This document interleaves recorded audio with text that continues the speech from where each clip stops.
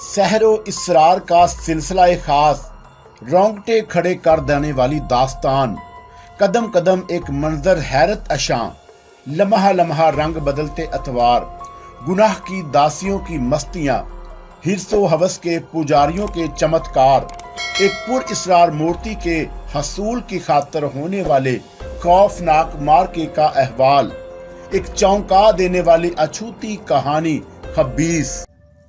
अब तुम घरदारी से केवल अपनी कोई आखिरी इच्छा पूरी करा सकती हो, परंतु इस शर्त पर कि तुम मेरी आंखों से दूर रहने की कोई शर्त नहीं लगाओगी और ना ही जीवन दान करने की बख्शा मांगोगी। मैं तुम्हें वचन देती हूँ। नहीं, अब इन बातों का समय बीत चुका है। मैंने उसकी बात काटते हुए कहा, हाँ, अगर तरलोक सुधारने से पहले अगर तुम गर्दारी को अपने कोमल शरीर का दर्शन करा दो तो तुम्हारा ये एहसान हमें हमेशा याद रखूंगा। मैं जानबूझकर ऐसी बातें रिकॉर्ड कर रहा था जो बेहसियत शहबाज खान के मेरी बेगुनाही का सबूत फराहम कर सकती। मुझे इस बात पर हैरत थी कि अभी तक मोहिनी का पार्ट प्ले करने वाली बदरूह ने कोमल वर्मा की कोई मदद करने की कोशिश नहीं की थी। तुम मुझे मार डालो, लेकिन तुम्हारी इस गंदी ख्वाहिश को कभी पूरा नहीं करूंगी। इस बार उसने फैसला कुन लहजे में जवाब दिया, ठीक है, और फिर मरने के लिए तैयार हो जाओ। मैंने यके बाद देगरे 4 फायर किए। हल्की हल्की टक टक की आवाज उभरी और उसके साथ ही कोमल वर्मा के जिस्म से खून का फवारा फूट निकला। वो किसी कटी हुए फूलों की महकती शाख की तरह अपने वजूद से अलहदा होकर फर्श पर गिर पड़ी थी। उसके बाद मैंने टेप ऑफ करके जेब में डाल लिया। मेरा काम मुकम्मल हो चुका था, इसलिए मैंने बरक रफ्तारी से पलटकर अकबी दीवार फलांगी और बाहर सड़क पर आ गया। बाहर आकर मैंने पिस्तौल के दस्ते से अपनी उंगलियों के निशानात रुमाल से साफ किए और मकान के अंदर उछालता हुआ तेजी से पलटा।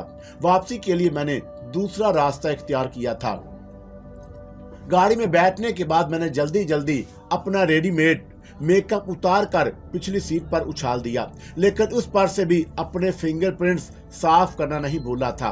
3 स्टार के होटल से जहां मैंने अशोक के नाम से कमरा बुक किया था, बहुत दूर गाड़ी एक किनारे रोक कर नीचे उतरा और इत्मीनान से चलता हुआ दूसरी सड़क पर आ गया, जहां से एक टैक्सी पकड़कर इसमें बैठा और घर की सिमत रवाना हो गया।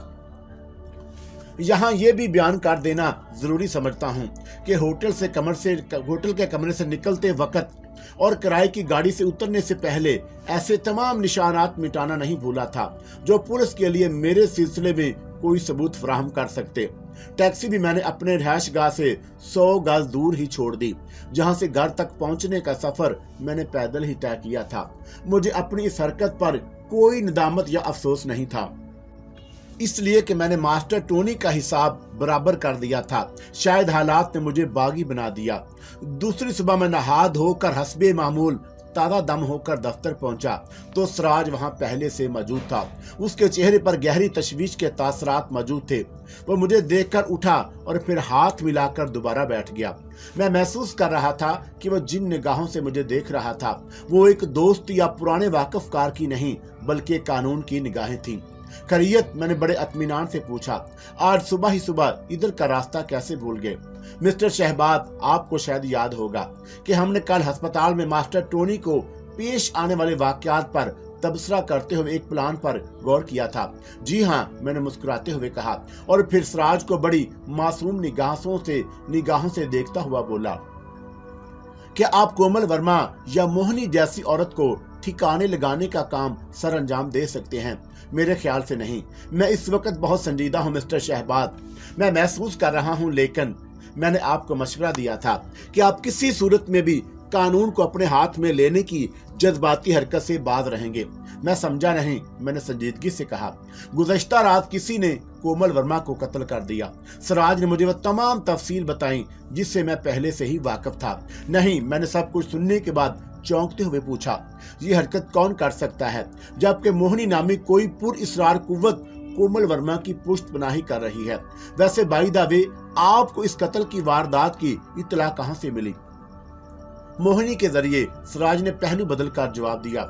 इसके अलावा मैं खुद इस कत्ल की वारदात को देख कर आ रहा हूँ। क्या मतलब? मोहिनी का फोन रिसीव करने के बाद मैं सीधा कोमल वर्मा के घर गया था, जहां उसका जिस्म खून में लथपथ पड़ा अपनी आखिरी सांसें गिन रहा था।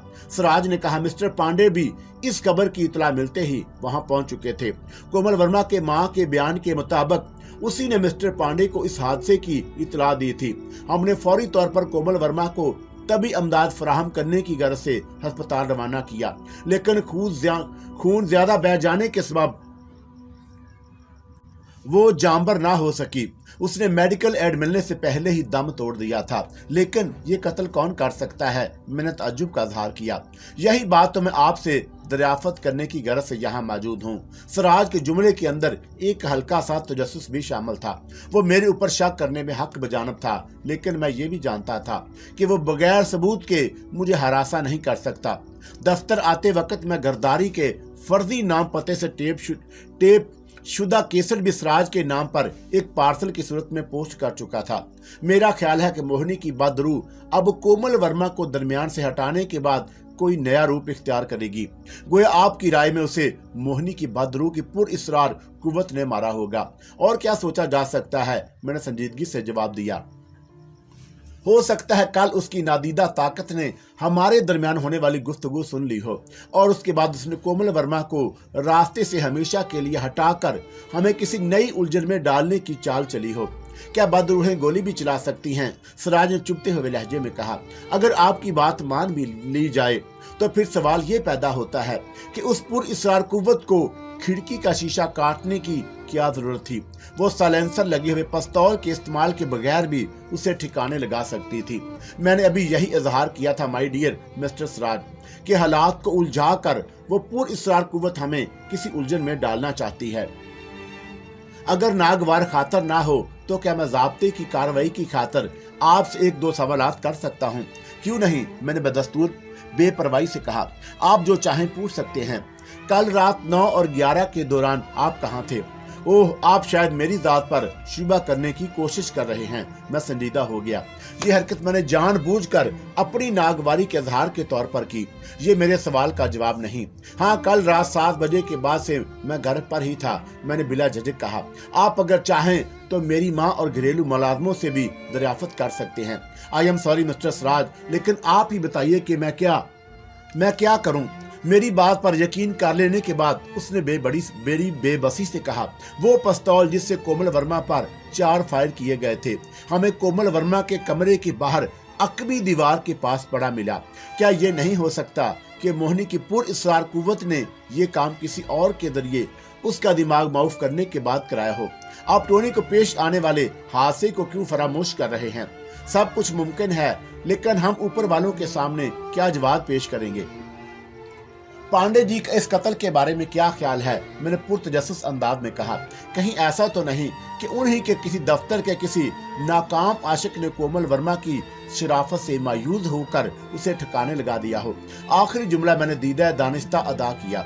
जे शौकर कंपनी से अर्जुन नामी एक शख्स जो बहुत काम का आदमी था, महज इसलिए बरतरफ कर दिया गया कि उसने कोमल वर्मा के साथ बेतकल्लफ होने की कोशिश की थी।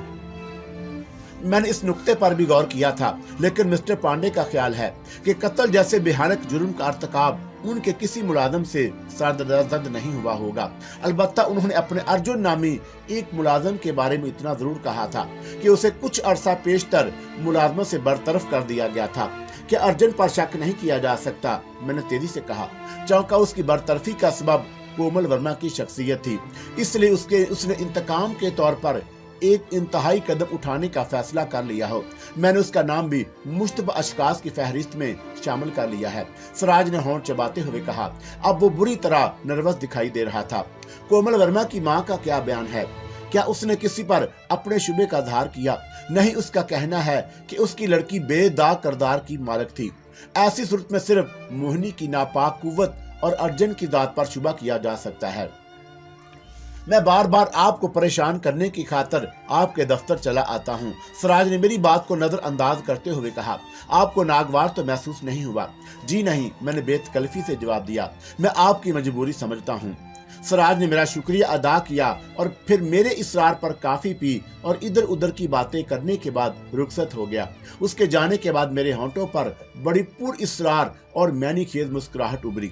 मुझे यकीन था कि मेरी बातों ने उसके जहन से मेरा नाम जरूर खुट दिया होगा। सराज के जाने के बाद मैंने एक लम्हे के लिए कुछ सोचा और फिर वारसी को तलब करके पूछा, मास्टर टोनी की तबीयत कैसी है? मैं आपके हुक्म के मुताबिक सुबह उसे देखने अस्पताल गया था। वारसी ने उदास लहजे में अपने गम का इजहार किया। उसकी टांग काट दी गई, लेकिन अभी किसी को उससे मिलने की इजाजत नहीं मिली। वो अभी आईसीयू में अंडर ऑब्जर्वेशन है। हो सकता है कल या परसों तक उसे किसी वार्ड में शिफ्ट कर दिया जाए। किसी वार्ड से आपकी क्या मुराद है? मैं अपना सिलसिला कलाम जारी रखते हुए बोला, आप अभी फोन करके उसके लिए स्पेशल वार्ड में डीलक्स रूम बुक करवा लें, बेहतर है। टोनी को हमारी कुछ देर वर्करों ने अपने खून भी बतौर अतिया बर वक़्त फराहम करने का नेक फर्ज अदा किया था। क्या आप इन लोगों को जानते हैं? एक दो को तो मैं जानता हूँ, वैसे उन लोगों के नाम दानिश अली के इल्म में जरूर होंगे। वारसी ने कहा, खुद दानिश ने भी एक बोतल खून दिया था। बर वक़्त मोहब्बत और भाईचारे की बुनियाद जो चीज फराहम की जाए उसकी कीमत अदा नहीं की जा सकती। फिर भी आपने इन तमाम वर्करों को कंपनी की तरफ से नामे बेनाम शुक्रिया का लेटर इशू कर दी और 2,000 रुपए भी। ये तमाम अखराजात कंपनी के खाते से अदा होंगे। मैं समझ गया सर, और आपके इस जज्बे की कदर भी करता हूँ, वरना इस दौर में कौन किसी का। डॉक्टरों ने टोनी की सेहत के बारे में क्या कहा? मैंने वारसी की बात काटते हुए पूछा। वो सब पुर उम्मीद हैं। वारसी ने मेरे जुमले का मफहूम समझते हुए कहा, लेकिन टोनी शायद अब आउटडोर ड्यूटी का काम सर अंजाम नहीं दे सकता। यूं भी उसे 2-3 महीने तक मुकम्मल बेड रेस्ट की जरूरत होगी। मेरा ज़मीर मुझे मलामत कर रहा था। मैं घर पहुंचा तो माँ मेरी राह देख रही थी। मुझे इस वक्त वालिद साहब की याद आ गई। वो भी मेरी ही वजह से मौत के घाट उतार दिए गए थे। मेरे अंदर एक तनाव की सी कैफियत पैदा हो गई।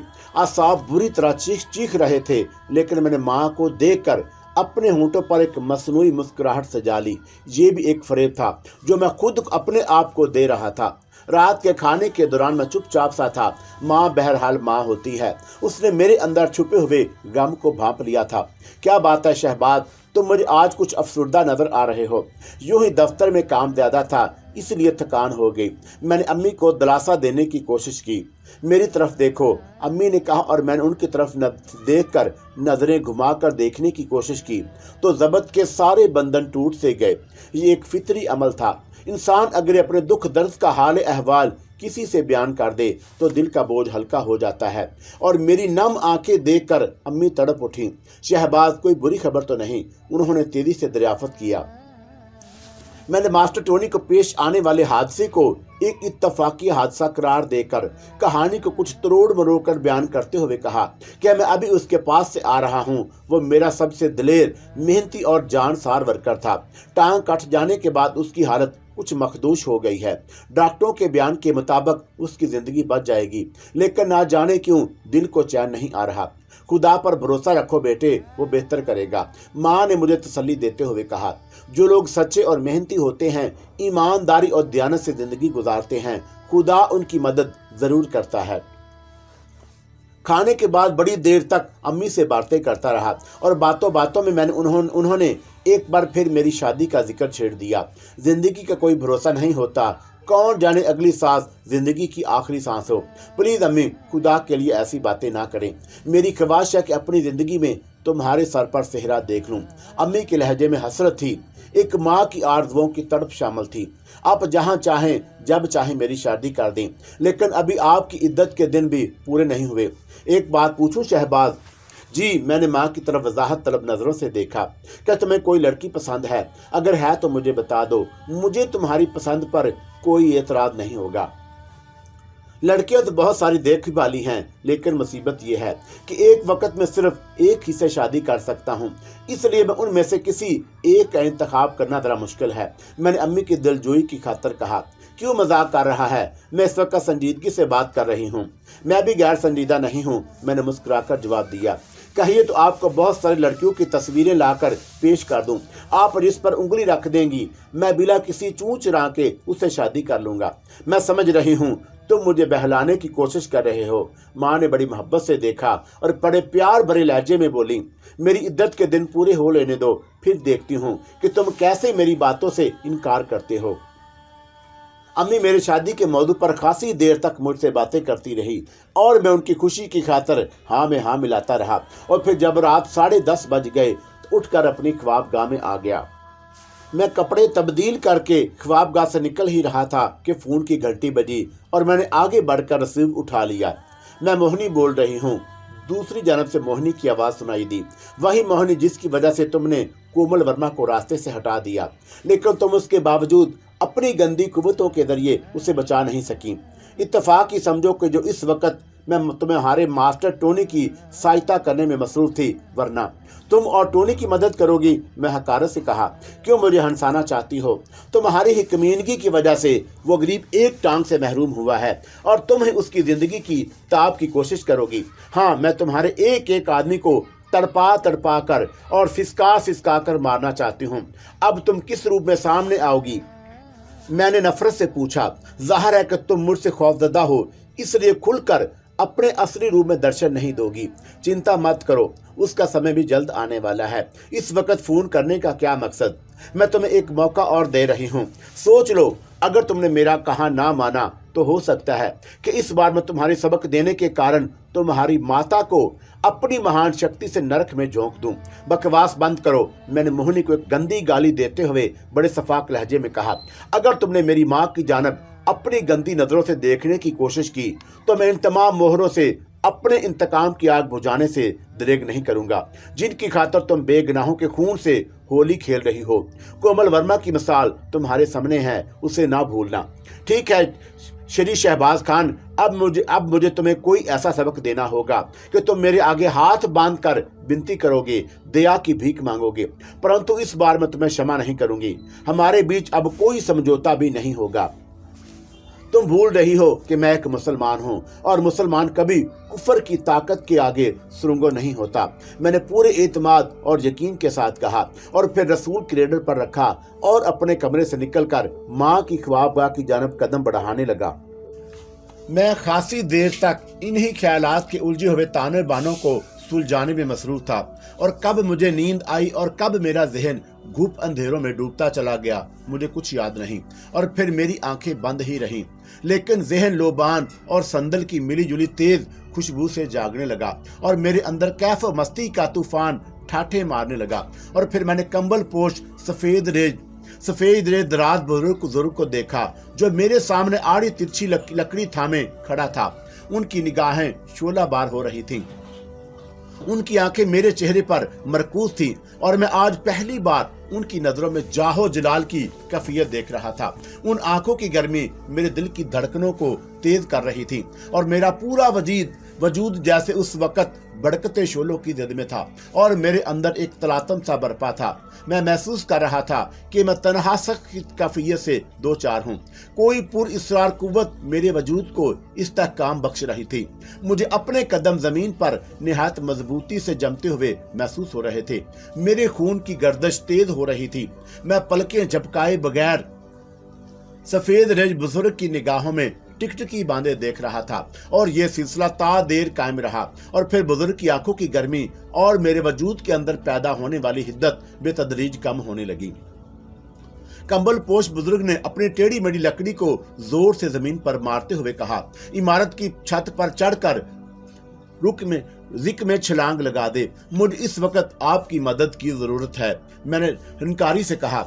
इन हंसारी से कहा तो वो मुझे वालिद साहब के साए से महरूम कर चुकी है और अब मुझे माँ की शफकत से भी महरूम करने के ख्वाब देख रही है। मैंने पहले ही कहा था कि दुम दबाकर लकी लगा दे, लेकिन इस वक्त तू आसमानों पर उड़ रहा था, कबड्डी खेल रहा था। बुजुर्ग ने अपनी दाढ़ी खुजलाते हुए जवाब दिया, अब भी वक्त है, किसी बरगद के दरख्त की मजबूत शाख को थाम कर उल्टा लटक जा, 14 तबक रोशन हो जाएंगे। मुझे मायूस न करे मेरे बुजुर्ग, आपकी एक नजरे करम मेरे गैर यकीनी हालात का रुख बदल सकती हैं। मेरे लहजे में आर्जी थी। कबूतर की तरह पलटियां खाना छोड़ दे, लंगोट कसकर उखाड़े में धोबी पाठ लगाने के लिए सीख ले, वरना लावे चलेगा पंजारों और मैं हवाओं से नहीं लड़ सकता। मेरे अतराफ मौत का जाल बुन दिया गया है और वो अपना घेराव रोज बरोज तंग करती जा रही है और मेरा दम घुटने लगा और मैंने कहा कि मुझे अपनी जिंदगी की कोई परवाह नहीं, लेकिन मेरी माँ बेकसूर है। बड़े साहब उस पर एक नजर करम हो जाए। बुजुर्ग ने बस एक नजर पलट कर माँ की जानब देखा जो बेखबर सो रही थी और फिर मेरी तरफ घूर कर बोले, नाहनदान के कीड़े मुझ पर कीचड़ उछाल रहा है, रहम करें बाबा साहब। आपके इशारे पर मेरी समझ में नहीं आते मेरी आवाज भर्रा गई। गैस वाले गुब्बारे की दुम पकड़कर आसमान की तरफ उड़ जाया कर, फिर नाक पकड़कर समुद्र में गोता लगा दे। मुझे अपनी ये लकड़ी दे दो मियाँ साहब, मैंने दरख्वास्त की, और मेरे लिए यही बहुत होगी। क्या करेगा इसका? कुत्ते भगाएगा। हाँ, मैं तेजी से बोला, उन कुत्तों को आपकी करामाती लकड़ी से मार भगाऊंगा, और जो मेरी बोटियां नोचने की खातिर मेरी सिमल लपक रहे हैं, मुझे कामल यकीन है कि मेरे पास ये लकड़ी होगी तो वह मेरे करीब आने की कोशिश नहीं करेंगे, दूर दूर भौंकते रहेंगे। बुजुर्ग ने आंखें पिटपटाना शुरू कर दी। इस तरह आंखें फाड़े मेरी जनब देख रहे थे जैसे मेरी बातें समझने की कोशिश कर रहे हों। फिर यकलक कहका लगाते हुए बोले, मेरे साथ आंख मचोली खेलेगा? नहीं, मैं अभी इतना कद आवर नहीं हुआ हूँ। दंड बैठक लगानी शुरू कर दे। तूफानों के साथ पंजा लड़ाने की आदत डाल ले, वरना मुर्गी की कड़कड़ाती हुई डरबे से निकल भागेगी। मुझ पर रहम करें, मैंने रुंधी हुई आवाज में इल्तिजा की। आपकी बातें मेरी समझ से बालातर हैं। सुन, मेरी एक बात मानेगा? बुजुर्ग ने चारों तरफ देखते हुए सरगोशी की। हाँ, मैं आपका हर हुक्म मानने को तैयार हूँ, मैंने जल्दी से जवाब दिया। मुझे आपकी रहनुमाई की जरूरत है। अगड़म बगड़म बेबू की तान लगानी शुरू कर दे, चोर निकल कर भाग लेगा। मैं उलझ गया हूँ साहब, मेरा जहन काम नहीं कर रहा। एक तरीका और भी है, सफेद रेश बुजुर्ग ने बड़े राजदाना अंदाज में कहा। वो क्या? मेरे वजूद में एक उम्मीद की किरण दौड़ गई। आग बुझाने के लिए पानी ना मिले तो पाजामा ऊपर चढ़ा ले और टांग उठाकर फारग हो जा, दिमाग हल्का हो जाएगा। मुझे मेरे हाल पर छोड़ दे हजरत, मैंने फिर इल्तिजा की। मेरी माँ को बचा लीजिए, मैं आपसे और कुछ नहीं मांगता। बुजुर्ग ने फिर मेरी जानब गौर से देखा और फिर दबे कदमों आगे बढ़कर पानी का वो गिलास उठा लिया जो मेरे सरहाने पर रखा हुआ था। कुछ देर तक पानी के सूंघते रहे और फिर एक चल्लू पानी हाथ में लेकर माँ की तरफ उछाल दिया और बाकी मेरे मुंह पर जोर से मारा तो मैं हड़बड़ाकर उठ बैठा। लोबान और संदल की खुशबू अभी तक कमरे में महक रही थी, लेकिन बुजुर्ग का कोई अता पता नहीं था। और फिर मैंने अपने चेहरे पर हाथ फेरा तो वह पानी से शराबूर हो रहा था। मैं अभी गुजरे हुए लम्हात पर गौर कर रहा था कि माँ भी जाग उठी। क्या बात है शहबाज? उन्होंने मुझे जागता देखकर बेचैनी से पूछा। तुम अभी तक सोए नहीं? नींद नहीं आ रही? मैंने अम्मी को टालना चाहा।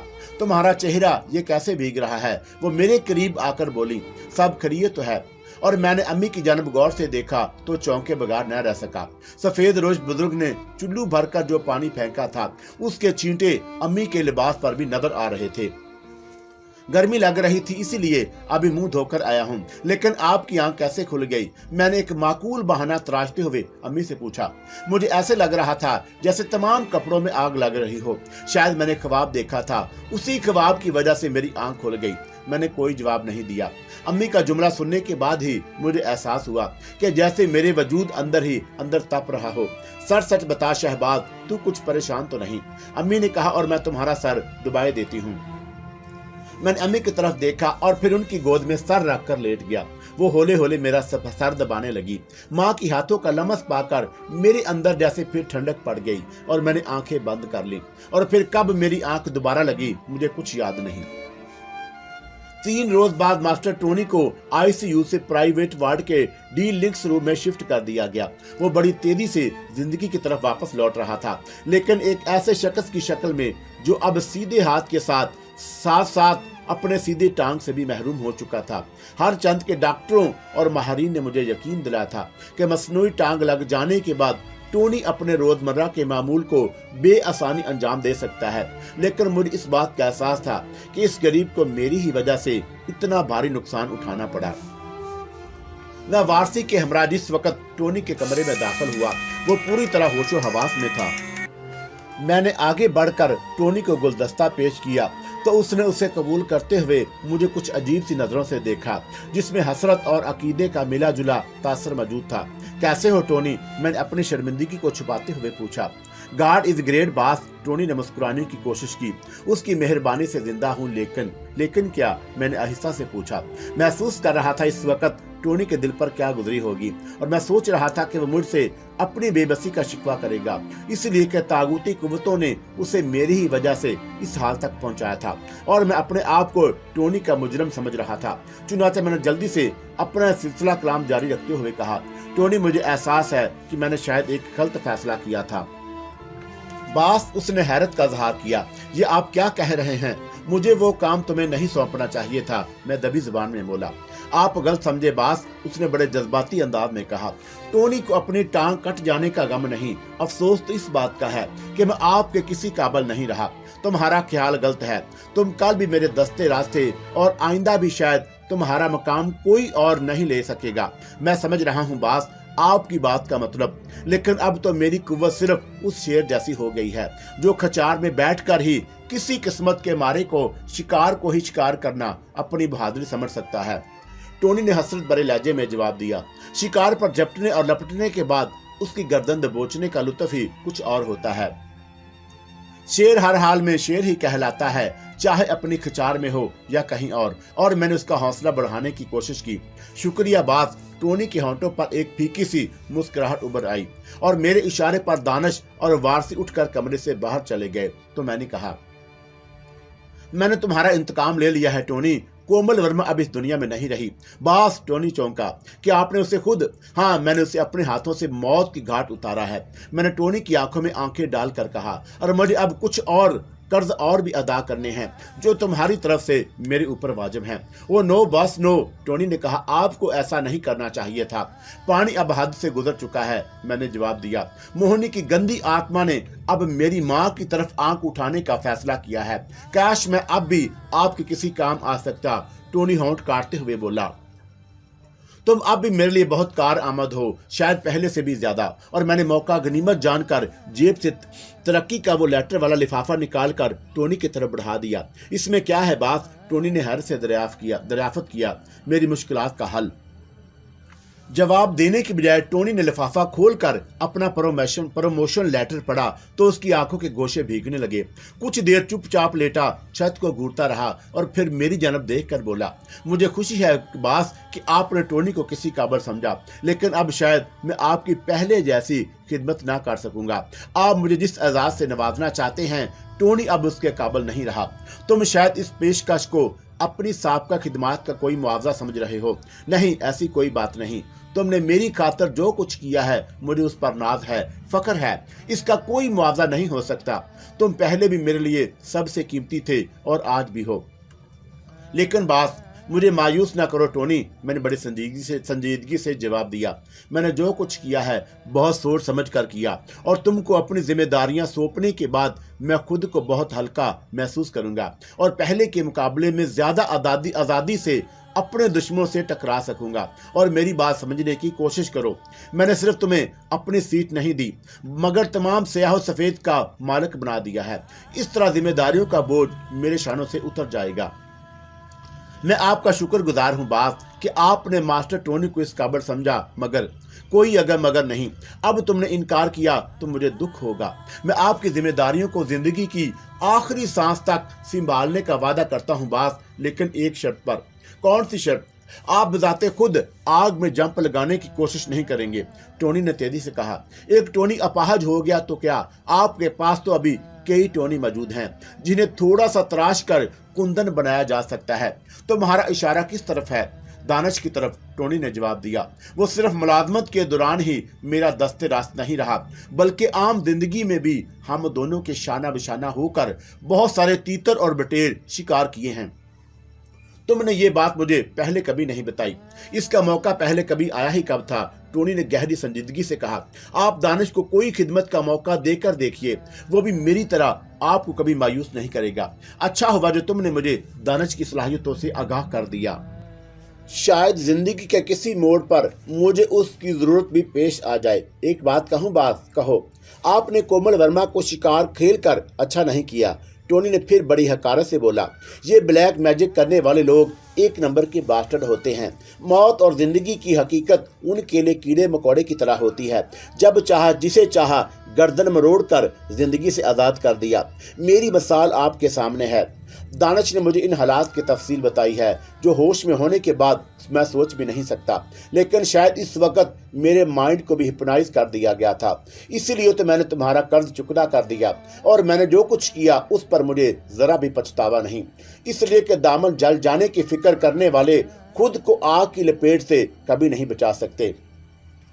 वो तो ठीक है बात, लेकिन मेरी तरह वो आपको भी कोई नहीं, मैंने तेजी से जवाब दिया। वो मेरे खिलाफ कोई कदम नहीं उठा सकते। अगर ऐसा करने के काबिल होते तो शायद अब तक सैकड़ों बार मुझे टुकड़े टुकड़े करके मौत की नींद सुला चुके होते। मैं समझा नहीं बात, टोनी ने हैरत से पूछा। वो आपके खिलाफ कोई कदम क्यों नहीं उठा सकते? सॉरी टोनी, फिलहाल मैं तुम्हें इससे ज्यादा कुछ और नहीं बता सकता। और टोनी ने कोई जवाब नहीं दिया, अजीब नजरों से मुझे देखता रहा। और फिर उसी वक्त एक नर्स ने दाखिल होकर कहा, सर अगर आप माइंड ना करें तो कुछ देर के लिए बाहर चले जाएं।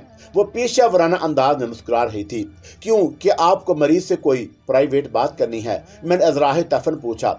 जी नहीं, फिलहाल तो सिर्फ इनकी तैमारदारी का अमल जारी है, उसने बरजस्ता कहा और फिर जल्दी से वजाहत करते हुए बोली, मुझे मरीज को स्टैच बात देना है और आपको 10-15 मिनट की जहमत उठाना पड़ेगी और मैं फिर किसी वक्त आऊंगा। टोनी, तुम किसी बात की फिक्र ना करो, बस एक बात का ख्याल रखना। वो क्या बात? जितनी जल्दी मुमकिन हो सके तुम सेहतमंद होकर अपने ओहदे का चार्ज संभालो ताकि मैं मुकम्मल आज़ादी के साथ दूसरे काम निपटा सकूं। टोनी की आंखें फिर अजहार अकीदत की खातर नमनाक होने लगीं तो मैंने मुस्कुराकर उसे विश किया और कमरे से बाहर आ गया, जहां दानिश और वारसी के अलावा 2-3 वर्कर और भी मौजूद थे। उस रोज मैंने दानिश को पहली बार बहुत तवज्जो से देखा और वह बिलाशुबा बड़े मजबूत आसाब का मालिक नजर आ रहा था। उसकी आंखों में बिल्कुल वैसी ही चमक थी जैसी किसी चीते की निगाहों में उस वक्त उभरती है जब वो अपने शिकार की तलाश में जंगल में दबे कदमों आगे बढ़ रहा होता है। मिस्टर दानिश, मैंने उससे हाथ मिलाते हुए कहा, तुम्हें मेरी तरफ से प्रमोशन मुबारक हो। मुझे खुशी है सर, लेकिन असली खुशी उस दिन होगी जिस दिन टोनी को सेहतमंद होने की नवीद देकर अस्पताल से घर जाने की इजाजत मिलेगी। टोनी तुम्हें बहुत अजीज है, अपनी जिंदगी से भी ज्यादा, दानिश ने बड़े वसूख और बाइतमाद लहजे में जवाब दिया। मास्टर टोनी के मेरे ऊपर बेशुमार एहसानात है सर, शायद मैं अपनी जान देकर भी उन एहसानों का बदला ना चुका सकूं। टोनी ने आज पहली बार मुझे तुम्हारे बारे में खुलकर कुछ बताया है। मैं एक मखसूस अंदाज में मुस्कुराया और मैं तुम्हारा नाम याद रखूंगा। शुक्रिया सर। दानिश के जवाब में भी ऐसा ही एतमाद मौजूद था, जैसे वो मुझे बावर कराना चाहता हो कि अगर मैंने उसे खतरनाक से खतर काम का भी मौका दिया तो वो मुझे मायूस नहीं करेगा। और मैंने दानिश और दूसरे लोगों से हाथ मिलाया और फिर अस्पताल से बाहर आकर गाड़ी में बैठ गया और वारसी भी मेरे साथ ही था। वारसी से कारोबारी गुफ्तगू करते हुए मैं दफ्तर पहुंचा तो आरफा ने बताया कि मेरी गैर मौजूदगी में जे शंकर पांडे के मेरे लिए 2-3 फोन आ चुके हैं, उन्हें आपसे कोई अहम काम है। और मैंने आरफा से कहा कि वो जे शंकर पांडे से मेरा राब्ता करा दे। 2 मिनट बाद ही पांडे से मैं हम कलाम था। आप कहीं गए थे शायद? जी हाँ, टोनी की सेहत के बारे में मालूम करने की खातर अस्पताल गया था।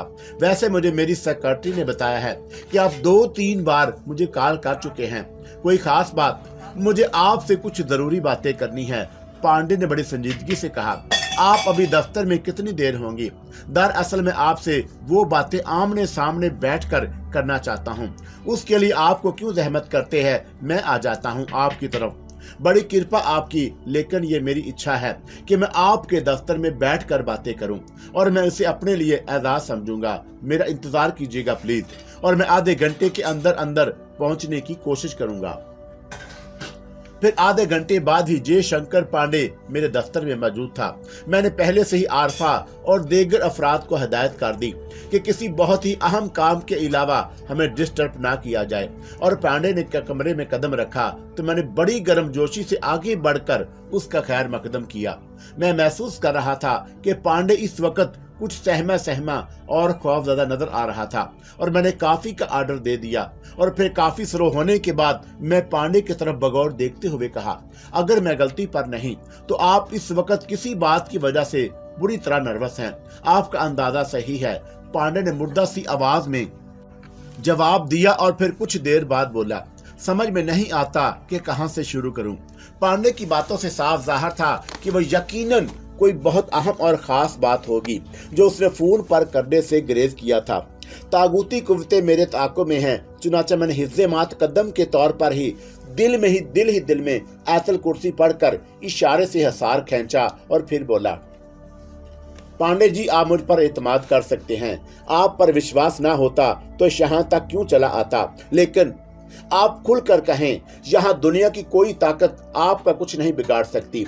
मैंने कुछ पढ़कर फूंक दिया है जिसके बाद काली और गंदी कुव्वतें भी हमारे करीब ना आ सकेंगी। मैंने आपके मित्र सरार साहब को वचन दिया था कि अगर कोई अनहोनी बात पेश आई तो उन्हें जरूर इत्तला करूंगा। पांडे ने बेचैनी से कुर्सी पर पहलू बदलते हुए सपाट लहजे में कहा, परंतु मेरा मन कहता है कि पहले आपसे बात कर लूं तो ज्यादा मुनासिब होगा। बात क्या है? बात अजीब सी है कि मेरा माइंड तो काम नहीं कर रहा। कोई मुश्किल दरपेश आ गई हो तो मैं हर तरह से आपकी सेवा करने को तैयार हूँ। नहीं ऐसी कोई बात होती तो मैं फोन पर भी आपसे कह सकता था। फिर आप शायद मेरी बात पर विश्वास ना करेंगे, लेकिन मैं बिल्कुल सच कह रहा हूँ कि कोमल वर्मा 2 घंटे पहले मेरे दफ्तर में मेरे सामने मौजूद थी। नहीं, मैं चौंक उठा और फिर अपने के दिल की तेज होती हुई धड़कनों पर काबू पाते हुए बोला, लेकिन सराज ने मुझे बताया है कि जिस रात कोमल वर्मा को कत्ल किया गया था उस रात आप भी वहां मौजूद थे। यही तो ताज्जुब की बात है। पांडे ने मजा सी आवाज में कहा, क्या आप विश्वास करेंगे कि कत्ल होने वाली रात भी कोमल वर्मा ही ने मुझे एक जरूरी काम से घर आने की विनती की थी, लेकिन जब मैं वहां पहुंचा तो सराज साहब वहां पहले से मौजूद थे। कि आपने सराज को यह बता दिया था कि कोमल वर्मा ने आपको घर आने को कहा था? नहीं, पांडे ने बदस्तूर सहमी हुई आवाज में जवाब दिया। वहां कुछ सिचुएशन ही ऐसी थी कि मैंने कोमल वर्मा के फोन का जिक्र करना मुनासिब नहीं समझा। उस रात कोमल वर्मा की लाश आपकी मौजूदगी ही में पोस्टमार्टम के लिए रवाना कर दी गई थी। जी हाँ, फिर कोमल वर्मा की आपके दफ्तर में मौजूदगी कैसे मुमकिन हो सकती है? मैंने ताज्जुब का इजहार किया। हो सकता है कि वो मोहिनी की पलीद आत्मा हो जिसने मरने वाली के शरीर पर कब्जा जमा लिया हो।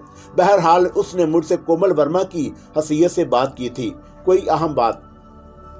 हाँ, उसने मुझसे यही कहा था कि जिस लड़की का मर्डर हुआ है वो उसकी जुड़वा बहन मोहिनी थी। कोमल वर्मा की कहाँ थी? उस सिलसिले में उसका क्या बयान है? उसका बयान है कि चौंका अगले दिन छुट्टी थी, इसीलिए वो अपनी मोहिनी से मिलने एक करीबी शहर गई हुई थी। लेकिन उसने कोमल वर्मा की जुड़वा बहन होने के बावजूद उसके क्रियाक्रम में कोई हिस्सा नहीं लिया। आखिर क्यों? मैंने संजीदगी से सवाल किया। यही बात मैंने भी उससे पूछी थी। पांडे ने तेजी से जवाब दिया। उसका कहना है कि मोहिनी ने अपने लिए जो रास्ता चुना था वो इतना गंदा था कि वह उसे अपनी बहन कहते हुए शर्म आती थी। फिर अब वो सामने क्यों आ गई? मेरा मतलब है कि इस तरह सामने आ जाने के बाद तो कानूनी बाल की खाल निकालने की कोशिश जरूर करेगी। उसका जवाब भी मेरे पूछे ही उसने दिया था, वो कोमल वर्मा हो या मोहिनी। लेकिन उसका कहना यही है कि मरने से पहले उसकी बहन ने अपनी तमाम शक्ति उसे दान कर दी। और अब पांडे ने एक बार फिर कुर्सी पर पहलू बदलते हुए कहा, अब वो सामने होते हुए भी केवल उसी को नजर आ सकेगी जिसे वो चाहेगी। फिर तो उसे आपके पास आते और जाते हुए किसी ने और ना देखा होगा। और मैंने बड़ी संजीदगी से पांडे के चेहरे के तासरात का जायजा लिया, लेकिन कोई ऐसी अलामत तलाश नहीं कर सका जिसकी बुनियाद पर उसकी कहानी को मनगढ़ंत कहा जा सकता। दूसरी सूरत में भी अगर वो कोमल वर्मा या सोहनी से मिला हुआ था तो इस तरह खुलकर मुझसे उन बातों को नहीं कहना चाहिए था। मगर यह भी मुमकिन था कि पांडे ने कोमल वर्मा के इशारे पर ही मुझसे मुलाकात करके एक नाकाबिल यकीन दास्तान सुनाने की जहमत गवारा की हो। अभी मैं इसी मखमसे में गिरफ्तार था कि एक आवाज मेरे कानों में गूंजी, जे शंकर पांडे जो कह रहा है वो गलत नहीं। वो आवाज वही ठोस और जानदार थी और मैंने उससे पहले वो आवाज कभी नहीं सुनी थी। आपका ख्याल ठीक है पांडे ने मेरी बात का जवाब दिया और मैंने उसकी तस्दीक अपने मुलाजमों से की। लेकिन उनका कहना है कि वहां कोई भी नहीं आया। कि आपने पूछ गुछ के दरमियान कोमल वर्मा का जिक्र किया था? नहीं। अच्छा किया। मैंने उसे समझाते हुए कहा, आइंदा भी उसके बारे में किसी और से कोई तज़किरा ना कीजिएगा, सुरार से भी नहीं। वो एक अच्छा दोस्त है, लेकिन कानूनी मामलत में किसी के साथ रियायत करना उसके असूल के खिलाफ है। फिर आप ही बता दीजिए। पांडे ने बड़ी बेचारगी से पूछा, मैं क्या करूं? कोमल वर्मा ने आपसे किस मकसद के तहत मुलाकात की? उसका कहना है कि उसकी सीट पर किसी और का अपॉइंटमेंट नहीं होना चाहिए। वो बेदस्तूर अपना काम करती रहेगी और उसे मेरे अलावा कोई देख भी नहीं सकेगा। पांडे ने होंठ चबाते हुए कहा, भला आप ही सोचें, क्या ऐसा मुमकिन हो सकता है? हम जिस दुनिया में सांस ले रहे हैं वहां किसी बात को भी नामुमकिन नहीं कहा जा सकता। मैंने संजीदगी से जवाब दिया। कल तक हम जिन बातों पर यकीन करने को तैयार नहीं थे वो आज खुले आम हमारे सामने हैं। उसी तरह आज हम जिन बातों को नामुमकिन समझ रहे हैं वो कल मुमकिन भी हो सकती हैं। बल्कि मगरबी ममालिक में तो इस किस्म के वाकयात का चर्चा बड़ा आम है और आए दिन अखबारात में इस किस्म की खबरें भी छपती रहती हैं। ये आप क्या कह रहे हैं? पांडे ने इस तरह गौर से मुझे देखा जैसे उसे इस वक्त मेरे सही दिमाग होने पर शुबा हो रहा हो। जी हाँ, मैं ये कह रहा हूँ और इसलिए कह रहा हूँ कि इस वक्त की नाकाबिल यकीन बातें मेरे साथ बार बार पेश आ चुकी हैं। मैंने बड़े ठोस लहजे में जवाब दिया। हो सकता है कि मोहिनी या कोमल वर्मा भी इसी सिलसिले की कोई कड़ी हो। अगर ऐसा है तो वो नादीदा कुव्वतें हमारी बातें भी सुन सकती हैं। पांडे की आंखों में खौफ उभर आया। इस वक्त भी वो शायद हमारी गुफ्तगू नहीं, मैंने पूरे वसूख से कहा। इस वक्त मैंने अपने मुकद्दस किताब कुरान शरीफ की एक आयत पढ़कर एक हिसार इस कमरे की तरफ खींच दिया है जिसके अंदर कोई ताकत भी दाखिल नहीं हो सकती। अब मेरे लिए क्या हुक्म है? पांडे ने पूछा। फिलहाल कोमल वर्मा या मोहिनी जिस तरह कह रही है उसी तरह करें। मैं सोचूंगा बाद में इस सिलसिले में क्या कदम उठाया जा सकता है। मैंने संजीदगी से कहा, लेकिन इस बात का खास ख्याल रहे कि आप इस बात का तज़किरा किसी और से नहीं करेंगे, वरना वो गंदी शक्ति आपको नुकसान भी पहुंचा सकती है। पांडे कुछ देर बात करने के बाद चला गया और मैं उसकी आवाज के बारे में सोचने लगा। जिसने पांडे की दास्तान की तारीफ की थी वो मेरा वहम नहीं था। मैंने बड़े वाज़े तौर पर उसे सुना था, लेकिन वो आवाज किसकी थी? हैरान मत हो मेरे अजीज, वही आवाज फिर सुनाई दी। तुम्हारी तरह मैं भी खुदा की पैदा करदा एक मखलूक हूँ। मुझे तुम्हारी हिफाजत और मदद करने का हुक्म मिला है, लेकिन खास सूरतों और हालात में। तुम अगर कोई मखलूक हो तो तुम्हारा कोई नाम भी जरूर होगा। मैंने दिल ही दिल में उसे मुखातब किया। मुझे अपना नाम बता दो ताकि मैं मुसीबत के वक्त तुम्हें आवाज दे सकूं। नहीं, मुझे इसकी इजाजत नहीं मिली। कोमल वर्मा और मोहिनी की पुष्ट पर किसकी ताकत काम कर रही है? मैंने तेजी से सवाल किया, लेकिन कोई जवाब नहीं मिला। शायद वह मखलूक जन्नत के किसी कबीले से ताल्लुक रखती थी जिसे कम्बल पोश दरेशवार बुजुर्ग ने मेरी हिफाजत पर मामूर कर दिया था। खून की गर्दिश के साथ साथ अब मुझे अपने अंदर एक नई ताकत के उभरने का एहसास भी हो रहा था। शाम को मैं दफ्तर से उठने की तैयारी कर रहा था कि सिराज आ गया और उसके चेहरे पर गहरे तफक्कुरात के तासरात नजर आ रहे थे। वह मुझसे हाथ मिलाने के बाद वो एक कुर्सी पर बैठ गया। अंदाज ऐसा ही था जैसे कोई लंबी मुसाफत तय करके आ रहा हो। क्या बात है मिस्टर सिराज, आप कुछ उलझे उलझे से नजर आ रहे हैं। मैंने संजीदगी से दरियाफ्त किया। हाँ, कुछ ऐसी ही बात है। दरअसल दोपहर की डाक में मुझे एक टेप का पार्सल मिला। टेप का पार्सल? मैंने चौंकते हुए कहा। भला वो कोई पार्सल करने की चीज है? यकीनन किसी ने आपके साथ मजाक किया होगा। वो टेप मुझे घरदारी नामी एक गुंडे की तरफ से मिला है जो पुलिस को मुतअद्दिद डकैती और अगवा की वारदातों में मतरूब है। क्या पार्सल भेजने वाले का नाम और पता दर्ज नहीं था? मैंने अनजान बनते हुए सवाल किया। और मैं इस वक्त उसी पते पर तफ्तीश करने के बाद आ रहा हूँ, सिराज ने संजीदगी से जवाब दिया। मेरे शुबे की ऐन मुताबिक वो एक फर्जी पता था और जिस मकान का हवाला दिया गया उसमें एक रिटायर्ड प्रोफेसर रहता है। हो सकता है फिर नाम भी गलत हो। मैंने अपनी हितमाम तर अदाकाराना सलाहियतों को बरोए कार लाते हुए पूछा। क्या नाम बताया था उसने अपना उस बदमाश का? गर्दारी। टेप में क्या काम की चीज मौजूद है? वो टेप कोमल वर्मा के पूर्ण इसरार कत्ल को बेनकाब करने के लिए एक अहम सबूत है। क्या मतलब? उसमें गर्दारी और कोमल वर्मा के वो मकालमे मौजूद हैं जो कोमल वर्मा के कत्ल से बेशतर उनके दरमियान बोले गए। सिराज ने कहा, गालबन जिस जमाने में वो मॉडलिंग करती थी, गर्दारी ने उसे अपनी दाश्ता बनाने की कोशिश की थी, जिसे कोमल वर्मा ने सख्ती से रद्द कर दिया। गर्दारी चौंका पुलिस के मतलूब था, इसलिए उसने फौरी कार्रवाई से गुरेज किया और अब मौका मिलते ही कोमल वर्मा को ठिकाने लगा दिया। टेप में गर्दारी और कोमल वर्मा के दरमियान होने वाली गुफ्तगू मौजूद है।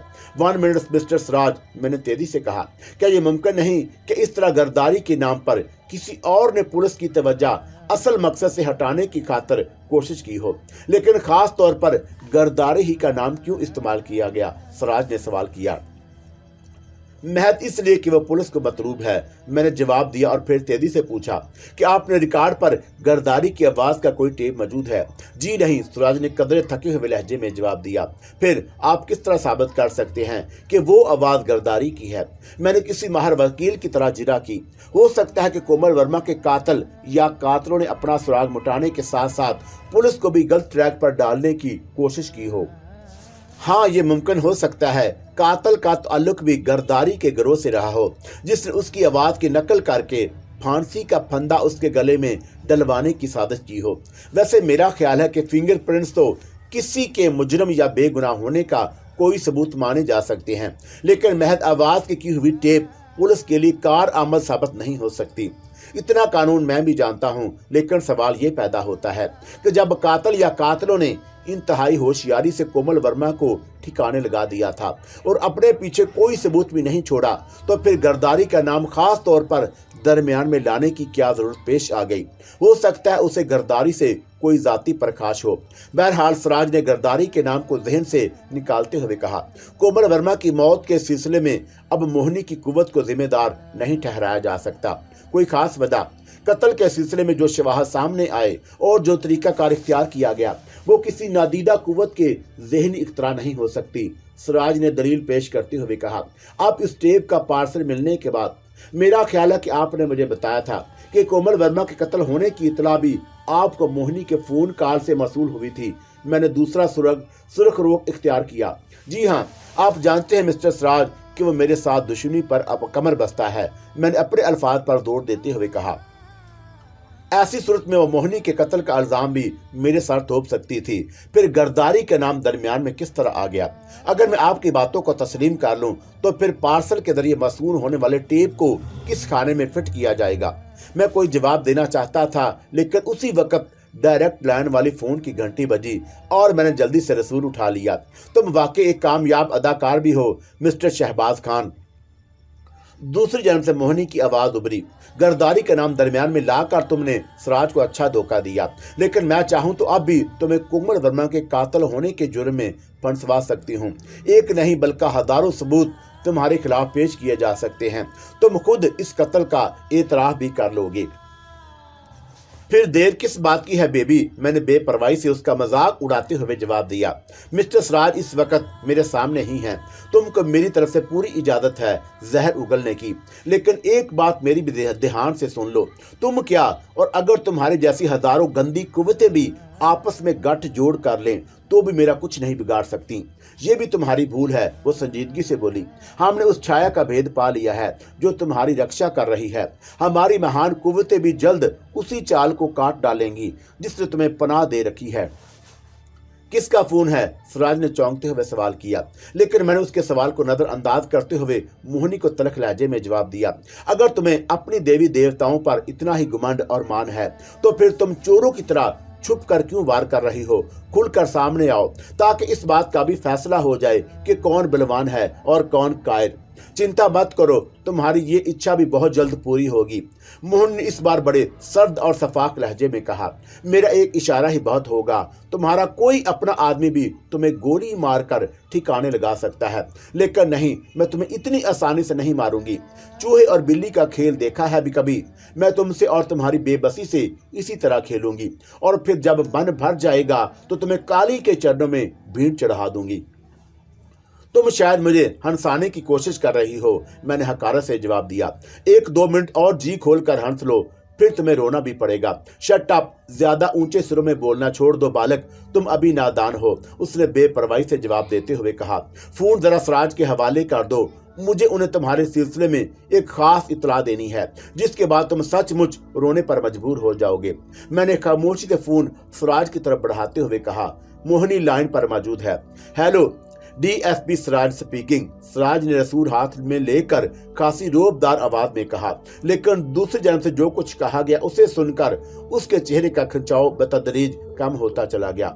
और फिर कुछ देर बाद उसने रसूल कैलेंडर पर रखने के बाद मेरी सिमत गौर से देखा। आपके लिए एक बुरी खबर है। क्या मतलब? मैं चौंका। आपके तमाम गोदामों में आग लग गई है। शहर के 2-3 फायर स्टेशन के हमले के अफराद आग पर काबू पाने की कोशिश कर रहे हैं, लेकिन अभी तक उन्हें कोई कामयाबी नहीं हुई। मैंने कोई जवाब नहीं दिया। उठकर तेजी से बाहर की सिमत लपका। सिराज ने भी बरक रफ्तारी से मेरी पैरवी की थी। गोदाम के पूरे अहाते में हर तरफ आग के शोले आसमान से बातें कर रहे थे। वो इलाका सड़क से हटकर दूर वाक़या था, लेकिन फिर भी वहां अच्छी खासी भीड़ इकट्ठी हो चुकी थी। उसमें मेरे अमले के अफराद की तादाद भी शामिल थी, लेकिन अक्सरियत उन तमाशाइयों की थी जो मेरी तबाही का तमाशा देखने के लिए वहां इकट्ठे हो रहे थे। मुतल्लिका थाने की पुलिस और दूसरे कारिंदे भी हजूम में शामिल थे, लेकिन वो भी बेबस नजर आ रहे थे। अलबत्ता फायर ब्रिगेड के अमले के कारिंदे पूरी जानफशानी के साथ आग पर काबू पाने की हर मुमकिन तदाबीर इख्तियार कर रहे थे। सिराज पुलिस वालों से वाक़े की तफसील दरियाफ्त करने की खातर उनकी तरफ चला गया। हजूम का इतना ज्यादा बढ़ चुका था कि मेरे आगे बढ़ना अब दुश्वार हो रहा था। मुझे उन लोगों की बेबसी पर शदीद गुस्सा आ रहा था, जिन्होंने अपनी गाड़ियां बेतरतीब तरीके से बाहर मैदान में पार्क कर दी थी और खुद करीब से करीब तर होकर आग के भड़कते हुए शोलों को महज एक तमाशबीन की हैसियत से देखने की खातर एक दूसरे से जोर आजमाई कर रहे थे। इतने बेहस और खुद गर्ज थे कि ये लोग जो दूसरे के नुकसान पर कहका लगाने और दिलचस्पी का तमाशा देखने की खातर रुक गए थे। मोहनी और लेडी मकलानस दोनों ने मुझे हुक्म ना मानने की सूरत में भारी नुकसान से 2-4 होने की पेशगोई की थी, जिसकी तकमील में इस वक्त जागती आंखों से गोदाम से उठने वाले भयानक शोलों की शक्ल में देख रहा था।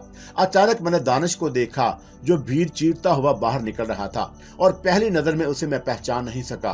उसका चेहरा झुलस कर काला पड़ चुका था, कपड़े भी तार तार नजर आ रहे थे, सर के बालों का कुछ हिस्सा भी जल गया था, और वह बुरी तरह हाँफता हुआ मेरी सिमत बढ़ रहा था। मैं लपक कर उसके करीब चला गया। दानिश, मैंने उसे बाजुओं का सहारा देते हुए आवाज दी, तुम ठीक हो? सर, वो बड़ी नहीफ सी आवाज में बोला। मैंने अपनी जानिब से कोई गफलत नहीं बरती, आखिरी वक्त तक आग से लड़ता रहा, लेकिन ये सब किस तरह हुआ? सर, मैं इस वक्त गोदाम नंबर 4 में ही था जब वही खूबसूरत नागन मुझे वहां नजर आई। उसके हाथ में शायद कोई बम वगैरह किस्म की चीज थी। दानिश का सांस बेतरतीब हो रहा था और कुछ तवक्कुफ से बोला, उसने मुझसे भी कहा था कि अगर जिंदगी अजीज है तो गोदाम के हाथे से बाहर निकल जाओ। आप यकीन करें सर, मैं आपका नमकवार हूँ। मैंने उसकी पेशकश का जवाब देने की बजाय उसके मुंह पर थूक दिया था, और फिर जैसे क्यामत आ गई। उस खूबसूरत नागर ने बम नुमा वो शय एक जानब उछाल दी। एक होलनाक धमाका हुआ और देखते ही देखते पूरा गोदाम आग की लपेट में आ गया। वो खूबसूरत नागन फलक्श गाव कहके लगा रही थी, और फिर यक्के बाद देगरे कई हौलनाक धमाकों की आवाजें मेरे कान में गूंजी, और मैंने तेजी से बाहर निकल कर देखा तो हर तरफ आग का समुंदर ठाठे मार रहा था, और मेरे साथियों की चीखों पुकार हशर का समा पेश कर रही थी। हर कोई अपनी जान बचाने की फिक्र में था। वो बाहर निकलने की खातर वाकई और खारजी दरवाजों की जानब सर पिट दौड़ रहे थे, लेकिन मैंने भागने की कोशिश नहीं की। सर, मुझे फौरी तौर पर फायर ब्रिगेड को इस हादसे की खबर देनी थी, और मैं आग के दरमियान से गुजर कर मुख्तलिफ टेंडर्स में गया, लेकिन ज्यादातर फोन खराब हो चुके थे। फिर इत्तफाक से 11 नंबर शेड का फोन मेरे काम आ गया। उसी फोन के जरिए मैंने फायर ब्रिगेड को सूरत हाल से आगाह किया, और फिर मैं दूसरों की तरह बाहर की सिमत भागा। लेकिन उस वक्त यहाँ लोगों की इतनी भीड़ इकट्ठी हो चुकी थी कि बाहर निकलना दुश्वार हो गया। बड़ी मुश्किलों से आदमियों के समुद्र को चीरता हुआ बाहर निकल सका हूँ। अच्छा हुआ जो आप मिल गए, वरना तुम्हारी तबीयत ठीक नहीं है, तुम्हें फौरी तौर पर तभी अमदाद की जरूरत है। नो सर, दानिश कुछ अजीब उम्मीद और वहम की कैफियत में बोला, आप आ गए हैं, यही मेरे लिए बहुत है। दानिश, मैंने सपाट आवाज में कहा, क्या तुम उस औरत का हुलिया दोहरा सकते हो जो हमारी बर्बादी का सबब बनी? वो मोहनी या कोमल वर्मा ही थी। सर, तुमने ये नाम कहां से सुने? मास्टर टोनी ने बताए थे, दानिश ने बड़ी मासूमियत से जवाब दिया। मास्टर टोनी ने मुझसे यह भी कहा था कि आपको हर कीमत पर जान पर खेल कर बचाने की कोशिश करूं। उसने मुझसे बहुत बड़ी कसम ली थी सर। मेरी आंखों में अकीदत से आंसू आ गए। मेरे वर्कर मुझसे इतना प्यार करते थे। टोनी के बीमार होने के बाद अब दानिश ने उसकी जगह संभाल ली थी। मैंने फौरी तौर पर एक दूसरी गाड़ी के जरिए दानिश और दूसरे ऐसे तमाम वर्कर को जिनको फौरी तभी अमदाद की जरूरत थी, अस्पताल भेजने का नाखुशगवार फर्ज अदा किया। उसी असरा में सिराज ने दोबारा मेरे पास आते हुए कहा, मैं फायर ऑफिसर से मिलकर आ रहा हूं। उसका ख्याल है कि गोदाम के अंदर चौंका रंगो रोगन और दूसरे केमिकल मौजूद थे, इसलिए आग ने बड़ी तेजी से गोदाम को अपने लपेट में ले रखा है। लेकिन वो मायूस नहीं। उसका ख्याल है कि आज रात तक आग पर पूरी तरह काबू पा लिया जाएगा। मुझे मालूम है, मैंने सपाट और कुछ लहजे में कहा, जो आग लगती है वो जल्दी या देर में बहरहाल बुझ ही जाती है। आपका शुबा किस तरफ है? सिराज ने थोड़ी तवक्कुफ के बाद कहा, शॉर्ट सर्किट। मैंने ज़ाहिर खान से जवाब दिया। पुलिस के लिए कागजात की खानापूरी के लिए यही एक जवाब ज्यादा मौसर साबित होता है। मेरा ख्याल है कि आप इस वक्त बहुत ज्यादा जज्बाती हो रहे हैं। आपका क्या मशवरा है? मैंने होंठ चबाते हुए पूछा कि आप इतने बड़े नुकसान पर खड़े होकर क्या क्या लगाना शुरू कर दूं? प्लीज मिस्टर शहबाज, काम योरसेल्फ डाउन। सिराज ने दोस्ताना अंदाज में कहा, मुझे आपको होने वाले नुकसान का अंदाजा है और मैं ये भी समझ सकता हूँ कि इसके पीछे किस तरह नादीदा कुव्वत काम कर रही है। किसकी? मैंने वजाहत चाही। मोहिनी की। सिराज ने बिला किसी झिझक से जवाब दिया। कोमल वर्मा की मौत के बाद ये इंतकामी कार्रवाई वही कर सकती है। मुमकिन है, मैंने शाने उचकाते हुए कहा, और फिर दानिश के एक मुताहिद को बुलाकर हदायत की कि वो आके बुझ जाते तक वही रहें। मैं जरूरी हदायत देने के बाद वापसी के इरादे से मुड़ा ही था कि अचानक मोहिनी की आवाज मेरे कानों में गूंजी। क्यों शरी शहबाज खान, क्या तुम अब भी मुझसे पंजा लड़ाने की कोशिश करोगे? पंजा हवाओं से नहीं लड़ाया जाता। अगर तुम वाकई किसी नाकाबिल शिकस्त कुव्वत का कोई रूप हो तो खुलकर सामने आओ। मैं तुमसे पंजा लड़ाने से दरेग नहीं करूंगा। बालकों की तरह जिद ना करो, अब भी मेरा कहा मान लो और अपनी माता को लेकर हमारी इस पुत्र धरती से किसी और मुल्क की तरफ निकल जाओ। सिर्फ इसी में तुम्हारी मुक्ति है। तुम बहुत ज्यादा गर चुकी हो, मैंने सफाक लहजे में जवाब दिया। अब मेरे बरसने का तमाशा भी देख लेना। क्या तुम्हें अपनी माँ से भी प्यार नहीं रहा? खबरदार, मैं चीख उठा। मेरी माँ का नाम अपनी गंदी जुबान पर दोबारा कभी ना लाना। सोच लो शहबाज खान, अगर गोदाम की तरह तुम्हारा बाकी सब कुछ भी जलकर राख हो गया तो तुम्हारी क्या हैसियत रहेगी? कहाँ सर छुपाते फिरोगे? किस किस के आगे हाथ फैलाओगे? कंगाल हो गए तो कोई कौड़ियों के दाम भी नहीं पूछेगा। और मैंने कोई जवाब नहीं दिया। मेरे अंदर इंतकाम का जज्बा रह रह कर सर उबार रहा था। फिर यकलख्त मुझे अपनी एक गलती का एहसास बुरी शिद्दत से होने लगा। मुझे वो दिन याद आ गया जब मैं नसीम की बीमार माँ की मजार पुरसी के बाद सैनिटोरियम से वापस आ रहा था और रास्ते में मेरे दुश्मन ने मुझे अपने जाल में फांस कर एक जमीन दोस्त तय खाने में डाल दिया था, जहां मैंने कालका को पहली बार एक हसीन औरत के रूप में देखा, जिसको देखकर कैद होने के बावजूद मैंने दिल के हाथों मजबूर होकर उस छोटी सी ख्वाहिश का इजहार किया था। लेकिन कालका ने मुझे सख्ती से मना कर दिया था। फिर मेरे बेहद इस्तफार पर उसने कहा कि जब दो ताकतें आपस में टकराती हैं तो उनमें से कोई एक जलकर भस्म हो जाती है। मुझे इसका तजर्बा भी हो चुका था, लेकिन फिर वो मेरी बात मेरे जहन से निकल गई। आखिर मुझे संदरी अंगूठी की इस करामत का ख्याल ना होता तो मोहिनी को उसी दिन जलाकर हमेशा के लिए राख का ढेर बना देता, जिस रोज वो 2 गोदाम नंबर 4 में मेरे करीब कुर्सी से बंधी बैठी थी।